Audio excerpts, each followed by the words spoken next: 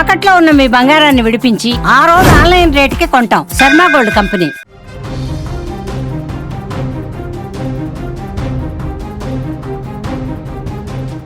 గుంటూరు వేదికగా రాజకీయ రచ్చ పీక్స్కు చేరుకుంది. ఏపీ మాజీ మంత్రి అంబటి రాంబాబు ముఖ్యమంత్రి చంద్రబాబుపై చేసిన వ్యాఖ్యలు తెలుగుదేశం పార్టీ శ్రేణుల్లో తీవ్ర ఆగ్రహాన్ని కలిగించాయి. చంద్రబాబును ఉద్దేశించి ఆయన మాట్లాడినటువంటి తీరు అభ్యంతరకరంగా ఉన్నట్టు తెలుగుదేశం పార్టీ కార్యకర్తలు, తెలుగు మహిళలు ఒక్కసారిగా అంబటి నివాసం వద్దకు వచ్చారు. అంబటి వెంటనే క్షమాపణ చెప్పాలి అంటూ డిమాండ్ చేశారు. కొంత ఉద్రిక్త పరిస్థితి అక్కడ నెలకొంది.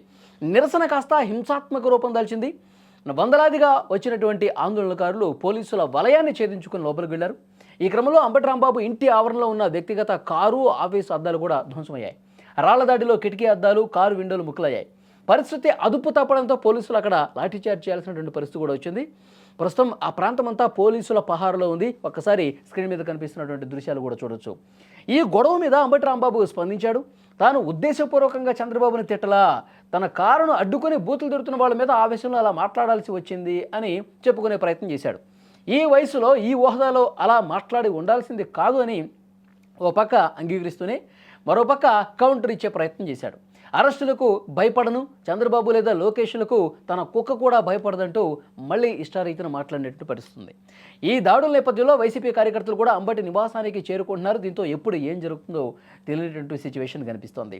అసలు ఈ గొడవ ప్రధాన కారణం ఏంటి? అసలు ఇంత ఉద్రిక్త పరిస్థితుల్లో నెలకొనటానికి అంటే కారణం ఏంటనేది ఒక్కసారి మీకు ఎక్స్ప్లెయిన్ చేసే ప్రయత్నం చేస్తాం.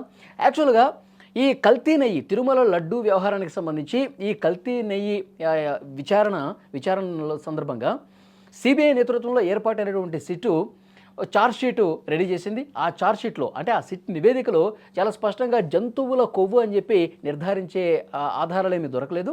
కానీ కల్తీ జరిగింది. తిరుమల నెయ్యిలో జగన్మోహన్ రెడ్డి గారు అధికారంలో ఉన్నప్పుడు, ఆయన ముఖ్యమంత్రిగా ఉన్నప్పుడు తిరుమల లడ్డూ తయారీకి సప్లై చేసినటువంటి ఆ నెయ్యి కాదు, పామాయిలు, తర్వాత కొన్ని ప్రమాదకరమైనటువంటి రసాయనాలు కూడా కలిపారు. జంతువుల కొవ్వు మాత్రం మాకు ఆనవాళ్ళు కనిపించలేదని చెప్పి ల్యాబ్ రిపోర్ట్ను పెట్టి ఉటంకిస్తూ ఆ నివేదికలో పొందుపరిచింది. ఇక దీన్ని వైసీపీ నాయకులు పట్టుకున్నారు.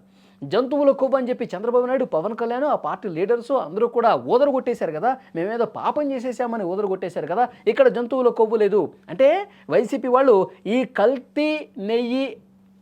కల్తీ జరిగింది అన్నది పూర్తిగా పక్కకు పోయింది. జంతువుల కొవ్వు లేదు అన్నది సిబిఐ చెప్పింది కదా, సిబిఐ నేతృత్వంలోని కమిటీ చెప్పింది కదా అని చెప్పి ఇప్పుడు వీళ్ళందరూ దీన్ని ప్రస్తావిస్తూ అసలు పాపం చేసిందంతా కూటమి నేతలే, అనవసరంగా వైసీపీ మీద అభాండాలు వేశారు అని చెప్పి ఎక్కడికక్కడ వాళ్ళు నిరసనలు చేస్తూ ఉన్నారు. స్థానిక వెంకటేశ్వర స్వామి దేవాలయాల్లో ప్రత్యేక పూజా కార్యక్రమాలు చేస్తూ ఉన్నారు. పాప పరిహారం చేసుకోండి అంటూ కూటమి నేతల్ని ఉద్దేశించి మాట్లాడుతూ ఉన్నారు. అయితే ఇక్కడ కల్తీ జరిగిందని చెప్పి సిబిఐ నేతృత్వంలోని సిట్ కూడా చెప్పింది. అందుకే రాష్ట్ర వ్యాప్తంగా చాలా పట్టణాల్లో మహాపాపం పేరుతో ఫ్లెక్సీలు ఏర్పాటు చేసింది కూటమి. సో ఫ్లెక్సీలు ఏర్పాటు చేసి క్షమాపణ చెప్పాలి, కల్తీ జరిగిందని చెప్పి చాలా క్లియర్గా సిబిఐ రిపోర్ట్లో ఉంది. కాబట్టి క్షమాపణ చెప్పాలని చెప్పి మహాపాపం వైసీపీ గవర్నమెంట్ చేసిందని చెప్పి ఎక్కడికి ఫ్లెక్సీలు పెట్టారు. అయితే ఈ ఫ్లెక్సీల మీద రాష్ట్ర వ్యాప్తంగా వైసీపీ నాయకులు ఆందోళన చేస్తూ ఉన్నారు. గుంటూరులో ఉన్న ఫ్లెక్సీని అక్కడి నుంచి తొలగిస్తారా లేదా, మేము కావాలంటే మేము అక్కడికి వచ్చి తొలగించే ప్రయత్నం చేస్తామని చెప్పి హెచ్చరించాడు అంబటి రాంబాబు అండ్ అనుచరులు.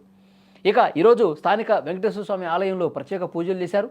పూజలు చేసి మళ్ళీ ఆ ఫ్లెక్సీ ఎక్కడైతే ఉందో దాన్ని తొలగించడం కోసం అంబటి రాంబాబు వాళ్ళ అనుచరులు అక్కడికి చేరుకుంటున్న క్రమంలో మీరు అక్కడికి వెళ్ళొద్దు, పరిస్థితులు ఆందోళనకరంగా ఉన్నాయి, టీడీపీ శ్రేణులు కూడా రోడ్ల మీదకి వస్తూ ఉన్నారు, దయచేసి ఉద్రిక్తతలు పెరుగుతాయని చెప్పి పోలీసులు చెప్పి అంబటి రాంబాబుని అక్కడికి వెళ్లకుండా చూసే ప్రయత్నం చేస్తున్న క్రమంలో ఎదురుగా వచ్చినటువంటి టీడీపీ కార్యకర్తలను ఉద్దేశించి రండ్రా అని చెప్పి బూతులు మాట్లాడుతూ చంద్రబాబు నాయుడు గారిని ఉద్దేశించి ఆయన లాభాష కూడా మాట్లాడటంతో వైసీపీ శ్రేణుల మీద, అంబటి రాంబాబు మీద తెలుగుదేశం పార్టీ కార్యకర్తలు తీవ్ర ఆగ్రహం వ్యక్తం చేస్తూ మా నాయకుడిని అంత దారుణంగా, అంత పరుష పదజాలంతో, అంత బూతులు తిడుతూ లాభాషను కూడా ఉపయోగించడంతో కోపం కట్టలు దించుకుంది. అందుకే వెంటనే తెలుగుదేశం పార్టీ కార్యకర్తలు నువ్వు క్షమాపణ చెప్తావా లేదా, మా నాయకుడికి క్షమాపణ చెప్తావా లేదా అంటూ అక్కడ అడ్డుకోవడమే కాకుండా ఇంటికి వచ్చారు. ఇంటికి వచ్చి ఆందోళన చేశారు. అక్కడ పరిస్థితి చాలా ఉద్రిక్తంగా మారింది. గుంటూరు పశ్చిమ నియోజకవర్గ ఎమ్మెల్యే గల్లా మాధవి ఆధ్వర్యంలో పెద్ద ఎత్తున మహిళలు కూడా అంబటి రాంబాబు నివాసానికి వెళ్ళారు. అక్కడ ఆందోళన చేశారు. కొంతమంది రాళ్లు కూడా రువ్వారు. క్షమాపణ చెప్తావా లేదంటూ ఇంటి లోపలికి వెళ్ళి కూడా ఆందోళన చేసినటువంటి పరిస్థితి. సో కొంత ఘర్షణ వాతావరణం, కొంత గందరగోళ పరిస్థితులు అంబటి రాంబాబు ఇంటి దగ్గర ఉన్నాయి. కానీ అంబటి రాంబాబు మళ్ళీ చెప్తున్నారు, నేను భయపడను, నా ఇంటి కుక్క కూడా భయపడదు, ఎవరు వస్తారని అని చెప్పి ఇంకా తన మాటల్ని సమర్థించుకునే ప్రయత్నం చేస్తూ ఉన్నాడు. సో ఈ నేపథ్యంలో టీడీపీ వర్సెస్ వైసీపీ ఆందోళన, ఈ ఉద్రిక్తత, ఈ ఘర్షణ అనేది అక్కడ తీవ్రంగా కొనసాగుతుంది. ఆ దృశ్యాలే మీరు చూస్తూ ఉన్నారు.